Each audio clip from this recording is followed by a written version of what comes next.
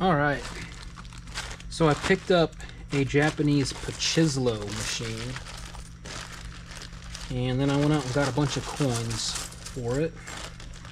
They don't take quarters, they take a 25mm token,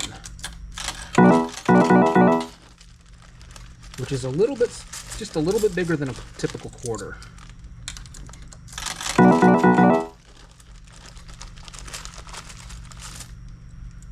Let's see what it does.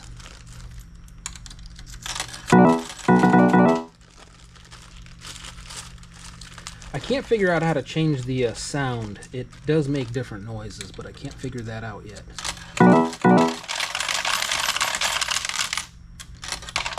Uh-oh. Are we full? Okay, maybe that's all it takes.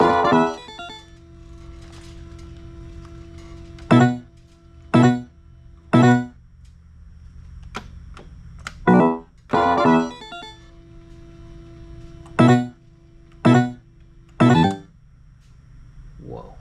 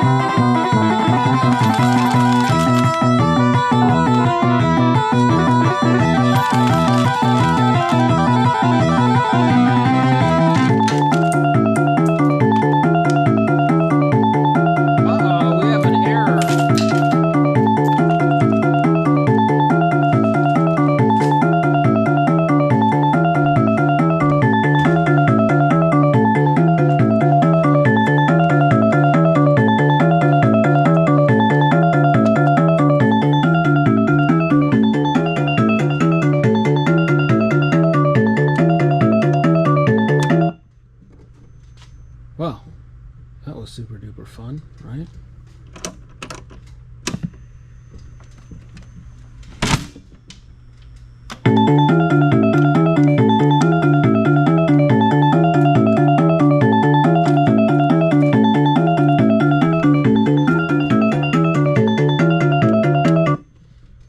Alright, so I'm still getting this machine sorted out, but I could not resist this thing. This is from the 90s, I believe.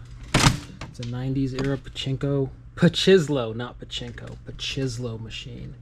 And it's I had to do some research. I've seen these things before, but I never knew what it was. It was like an Asian slot machine or Japanese slot machine, and it turns out these machines are only allowed to be used for 2 years. Now, this is according to my preliminary research here, okay? So take it with a grain of salt. My understanding is that these were only allowed to be used for 2 years at a time, and then they had to be decommissioned. So they found their way over to the US basically since the 80s until currently, because they still use these things. And this is the Japanese loophole around slot machines, because they're not technically a slot machine.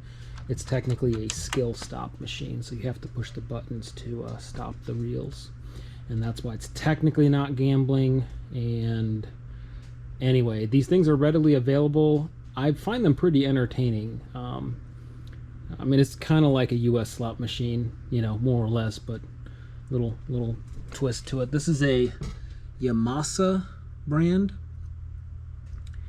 and yeah, so you have to get the coins, and some of them take magnetic ones, and some of them they have to be non-magnetic, so that's a thing.